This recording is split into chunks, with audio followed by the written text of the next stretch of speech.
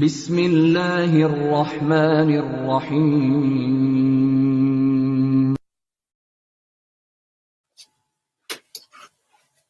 अल्लाहु अकबर, अल्लाहु अकबर, अल्लाहु अकबर, अल्लाहु अकबर। अशहदु अल्ला इलाहा इल्लल्लाह,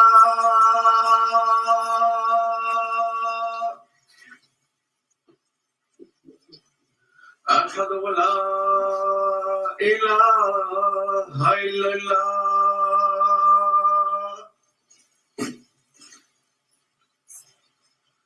अशहदु अन्ना मुहम्मदर रसूलुल्लाह,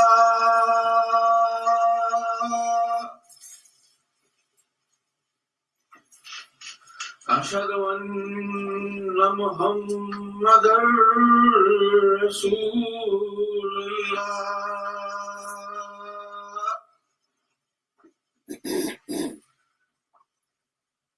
hayya alas-salah,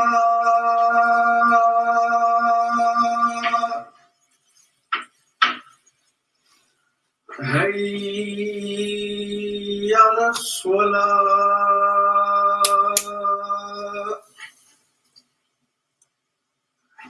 hayya alal-falah,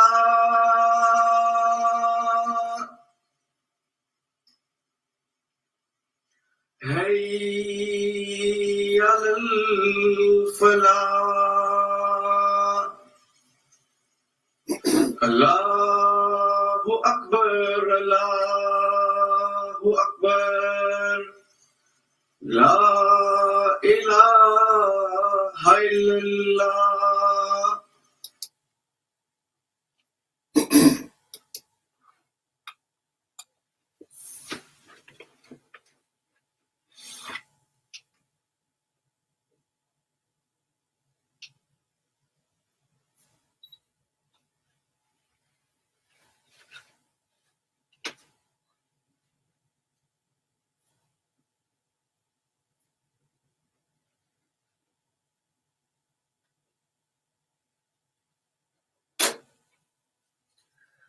أشهد أن لا إله إلا الله وحده لا شريك له وأشهد أن محمدا عبده ورسوله. أما بعد فأعوذ بالله من الشيطان الرجيم. بسم الله الرحمن الرحيم. The topic of today's khutba is censorship of the Western media. And I'm going to start by reciting chapter 2, verse 42. وَلَا تَلْبِسُوا الْحَقَّ بِالْبَاطِلِ وَتَكْتُمُوا الْحَقَّ وَأَنْتُمْ تَعْلَمُونَ. And mix not up truth with falsehood, nor hide the truth knowingly. The second verse I want to recite is from chapter 4, it's verse 135.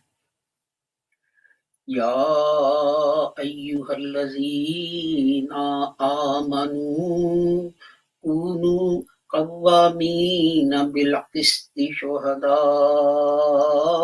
lillahi walau ala anfusikum abil walidaini wal aqrabin in yakun غنيا أو فقيرا فالله أولى بهما. فَلَا تَتَّبِعُوا الْهَوَىٰ أَن تَعْدِلُوا وَإِن تَلْوُوا أَوْ تُعْرِضُوا فَإِنَّ اللَّهَ كَانَ بِمَا تَعْمَلُونَ خَبِيرًا. O you who believe, be maintainers of justice, bearers of witness for Allah, even if it is against your own selves, or your parents, or close relatives, whether rich or poor. Allah has a better right over them both. So follow not your low desires, lest you deviate from the right path. And if you distort or turn away from truth, surely Allah is aware of what you do. And the last verse that I want to recite is chapter 17, verse 36. وَلَا تَقْفُ مَا لَيْسَ لَكَ بِهِ عِلْمٌ إِنَّ السَّمْعَ وَالْبَصَرَ وَالْفُؤَادَ كُلُّ أُولَٰئِكَ كَانَ عَنْهُ مَسْئُولًا. And follow not that of which you have no knowledge. Surely the hearing and the sight and the heart of all these will be questioned. This is on the day of judgment. And people think that falsehood just means lying, not telling the truth, and it is true. But if we look at censorship, censorship is a form of falsehood. Because when you censor something, what you're doing is, and that's best, you're just hiding the truth. You know, this might be something that is embarrassing for your religion or your sect or your country, so you hide the truth. Or you mix falsehood and the truth. And of course, the worst form of censorship is outright lies. You just lie. You deny things. As Zionists in Israel do. And most politicians and even ordinary people,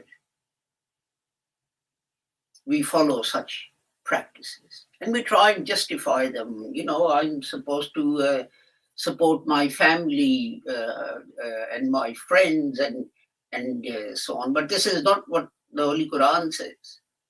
Elsewhere it says that even if you hate someone,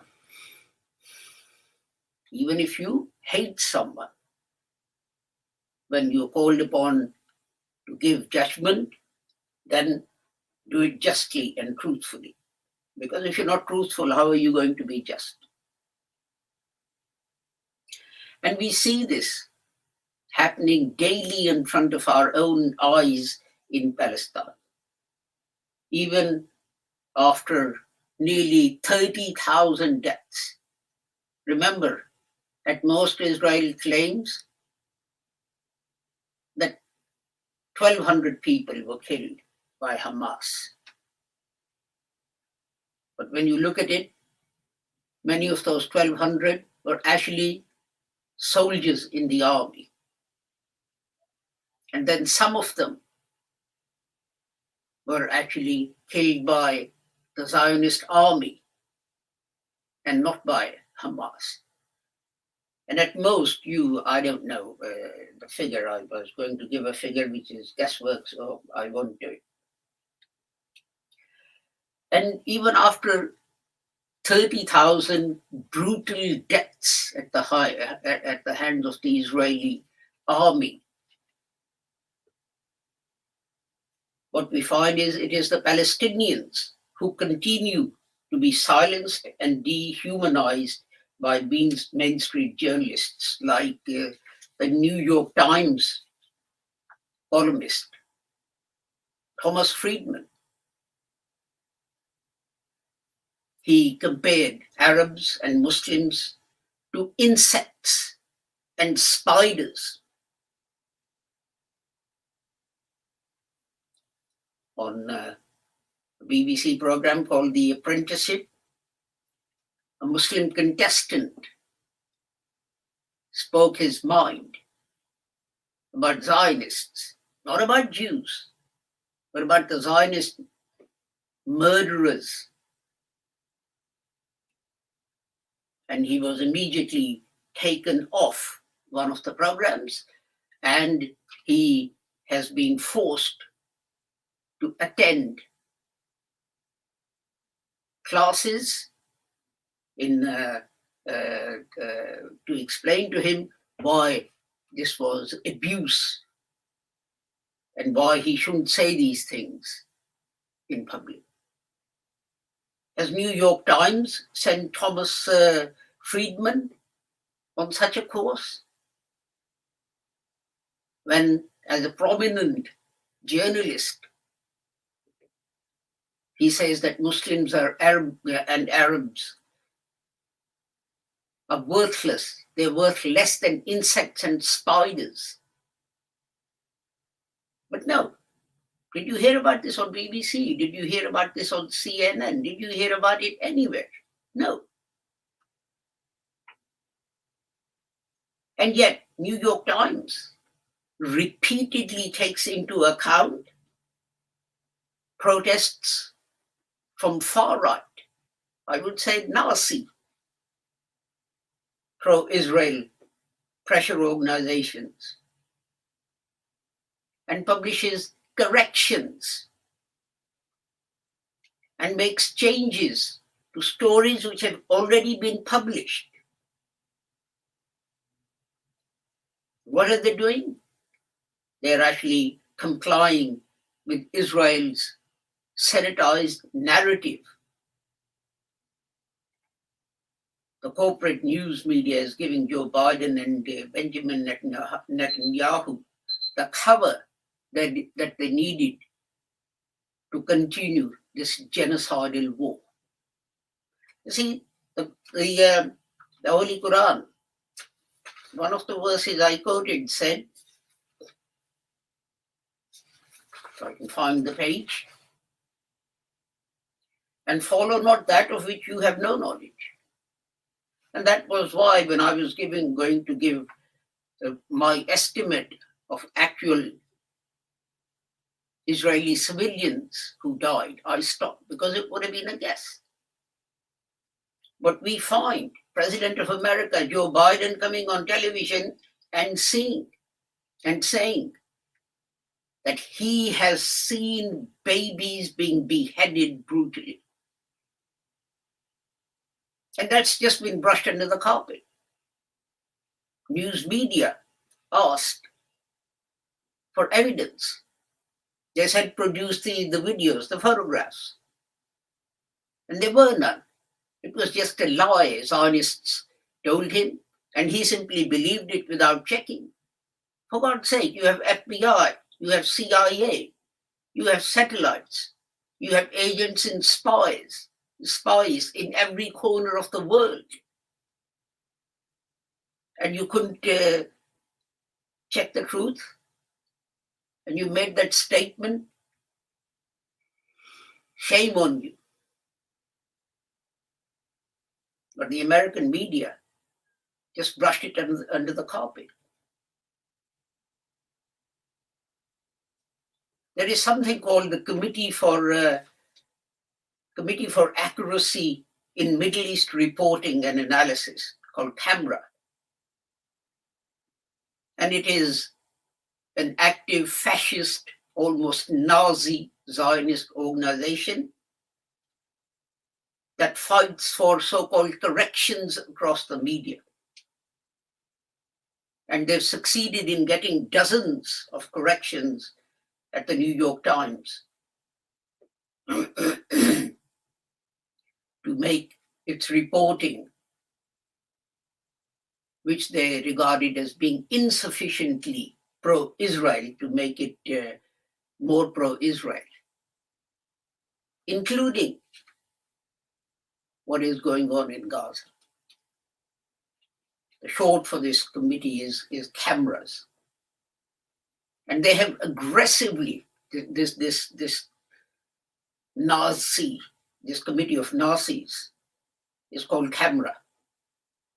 It has targeted New York Times with particularly aggressive tactics, like they've hired billboards or bought billboards outside the New York Times headquarters.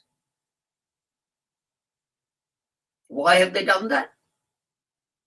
So that they can put up huge posters full of lies and force New York Times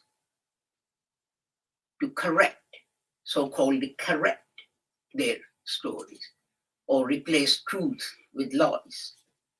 But does anyone say anything about that? No.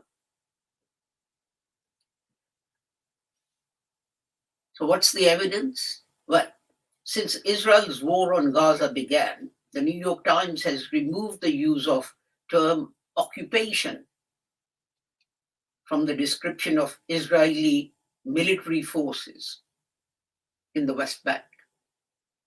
What are they doing? Is the Israeli army in West Bank and Gaza on holiday? Is this an extended holiday where the boys have just got a bit boisterous and decided to blow up hospitals and kill children and so on? You remember this little girl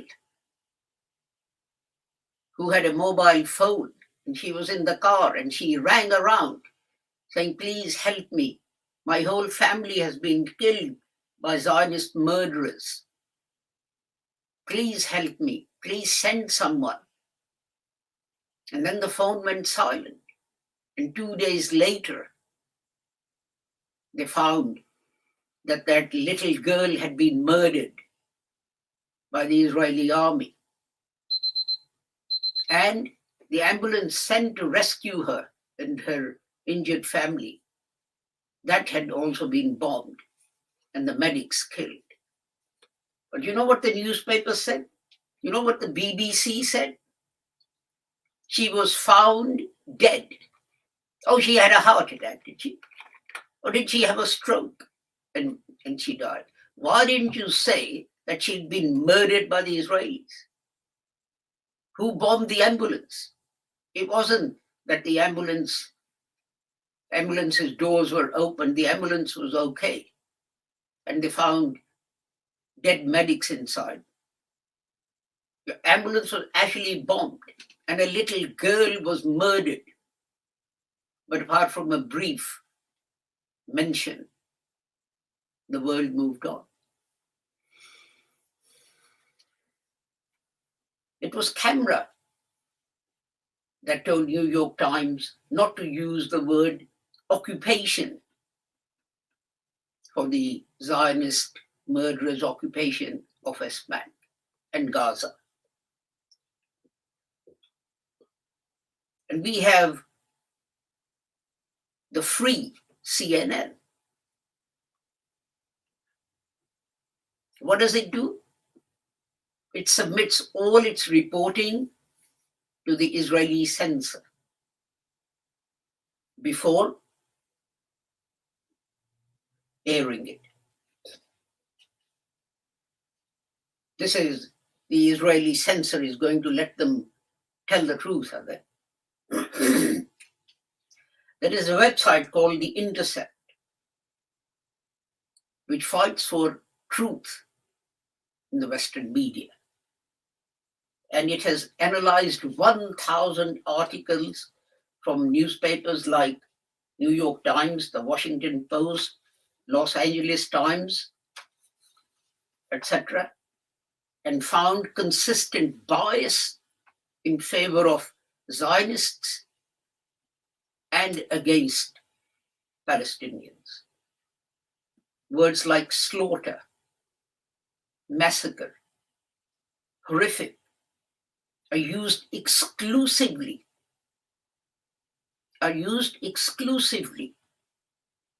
even when an Israeli, a Zionist cuts their finger,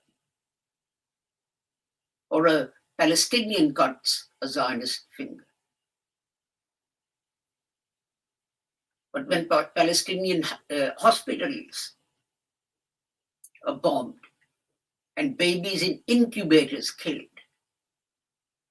and babies in incubators murdered by these genocidal maniacs, no one raises an eyebrow. We saw this when Zionist forces first attacked Gaza. We were told that a hospital was used as headquarters by Hamas. Well, where's the evidence? Tell us where's the evidence. There was no evidence, so they've got tenants. So every hospital, well, many hospitals in England have basements which are used for car parks. They're all used by Hamas as their headquarters, are they?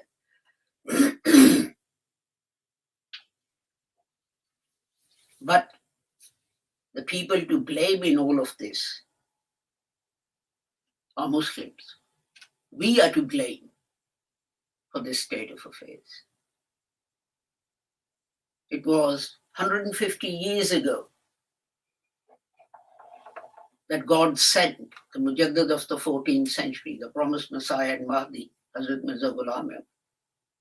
And he tried to explain to the Muslims that the age that we were entering was the age of a war of media, of words, of newspapers. Forget about the jihad of the sword. This is the jihad of the pen these days. And what did we do? We declared him kafir. And what happens in Muslim countries? Shias declare Sunnis kafir, Sunnis declare Shias kafir. Americans pay Saddam Hussein when it suits them to attack the Shia Iran. What's happening? Muslims are fighting each other and weakening themselves. And then they wonder why Allah's anger and wrath has fallen upon them. Allah's wrath and anger does not come from heavens. If you think a bolt of lightning is going to destroy you, it comes in the form of humiliation that is being heaped upon our brothers and sisters in places like Gaza and West Bank and many other places. And shame on Muslim governments. Shame on Muslim governments who are not doing anything to help those poor people in Gaza. Those who have diplomatic relations with Israel, they haven't even broken off their diplomatic relations and called their ambassadors back. Why? Because they're so scared of the United States. They are so much in need of support from United States. And why? Because they are Sunnis and they want US to support them against the Shia Iran. So if that's your mental state, that you want support from United States that's killing Sunni women and children in Gaza because you want their support against Iran, and why you look at the world innocently and say, why is God humiliating us? God is humiliating Muslims because they deserve it. For no other reason. You need to wake up and turn to the reforms proposed by Hazrat Mirza Ghulam Ahmad about in our thinking, in our rituals, and everything else. Without that, we will not succeed. We can make whatever noise we want. Barakallahu lana wa lakum fil Qur'anil azim wa nafa'ana wa iyyakum bil ayati wa zikril hakim. Innahu ta'ala jawadun kareemun malikun barrahur rahim.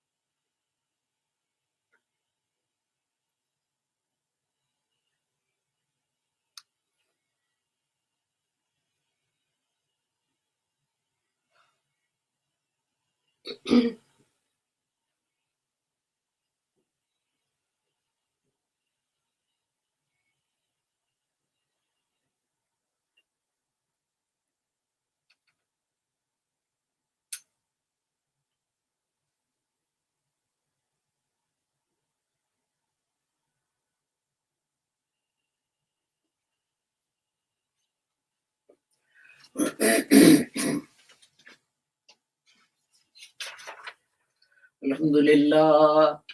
Alhamdulillah nahmaduhu wa nasta'inuhu wa nastaghfiruhu wa nu'minu bihi wa natawakkalu alayhi wa na'udzu billahi min shururi anfusina wa min sayyiati a'malina.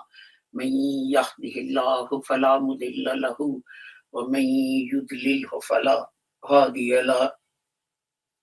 Wa ashhadu an la ilaha illallah wa ashhadu anna Muhammadan abduhu wa rasul.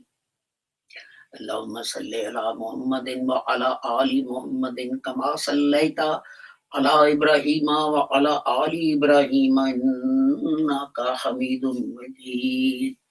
Allahumma barik ala Muhammadin wa ala ali Muhammadin kama barakta ala Ibrahim wa ala ali Ibrahim innaka Hamidum Majid. Allahumma ansur man nasara deena Muhammadin sallallahu alayhi wa sallam waj'alna minhum waqsul man khazala deena Muhammadin sallallahu alayhi wa sallam wa la taj'alna minhum. Ibadallah rahimakumullah, inna Allah ya'muru bil adli wal ihsani wa ita'i dhil qurba wa yanha anil fahsya'i wal munkari wal baghi ya'izukum la'allakum tadhakkarun. Wazkurullaha yazkurkum wad'uhu yastajib lakum wa la zikrullahi akbar wallahu ya'lamu ma tasna'un.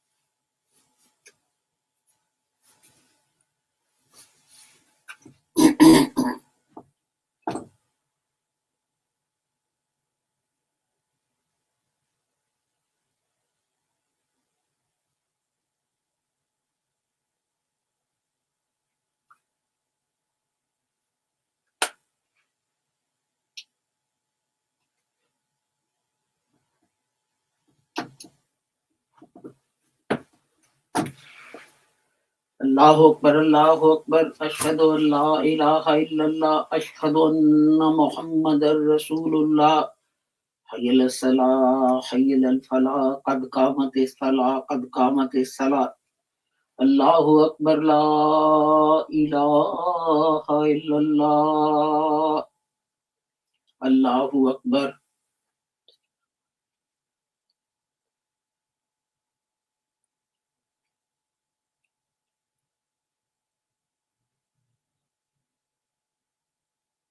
الحمد لله رب العالمين الرحمن الرحيم مالك يوم الدين إياك نعبد وإياك نستعين اهدنا الصراط المستقيم صراط الذين أنعمت عليهم غير المغضوب عليهم ولا الضالين آمين.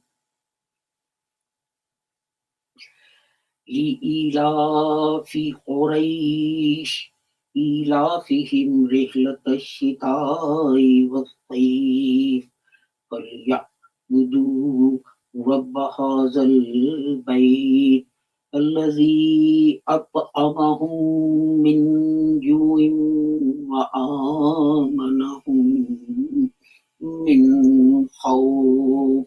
الله أكبر.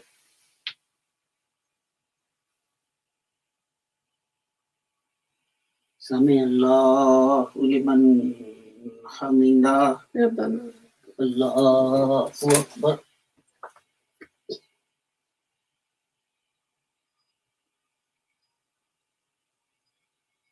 الله أكبر.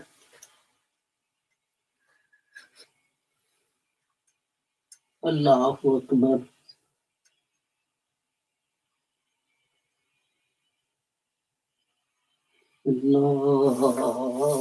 الله أكبر.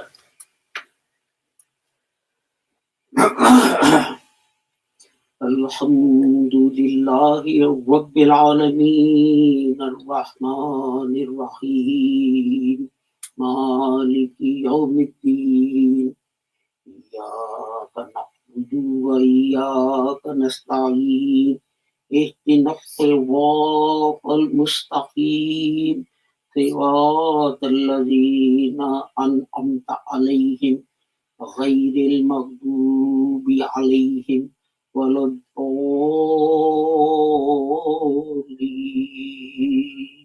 آمين.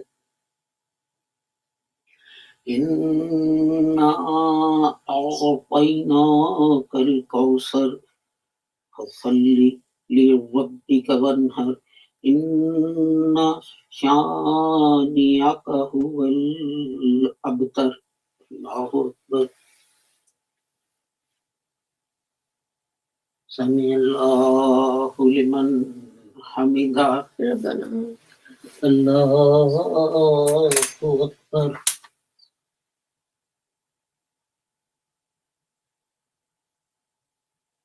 الله أكبر.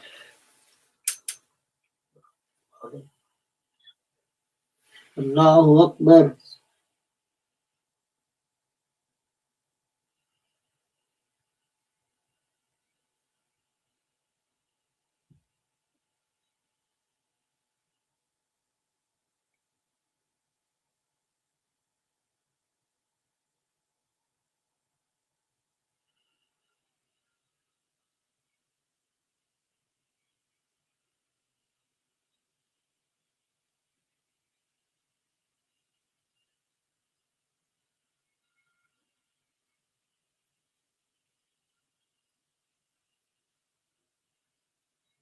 الله أكبر.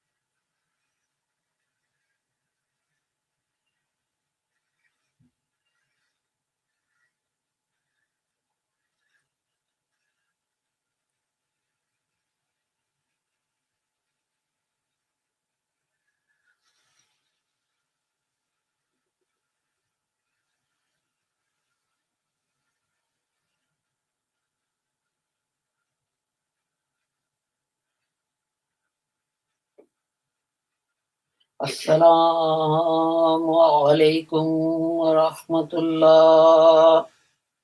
Assalamu alaikum wa rahmatullah.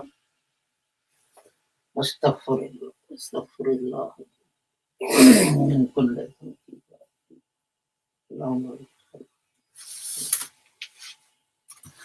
Allahumma atina fid dunya hasanatan.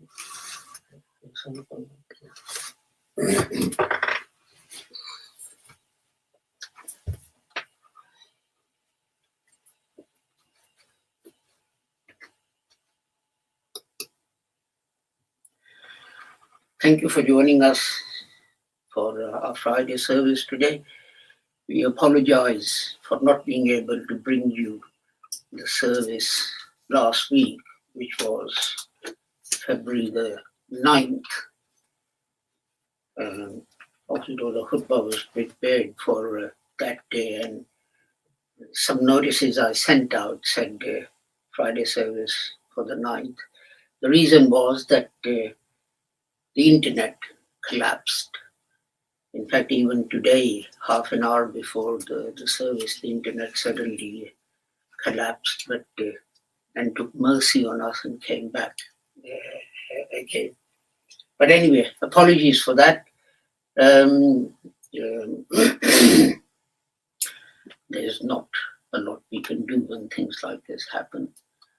With the prayer that whoever you are and wherever you may be, may Allah keep the whole of humanity safe and sound and free from harm. I take my leave of you until next Friday. Assalamu alaikum, Khuda Hafiz, goodbye.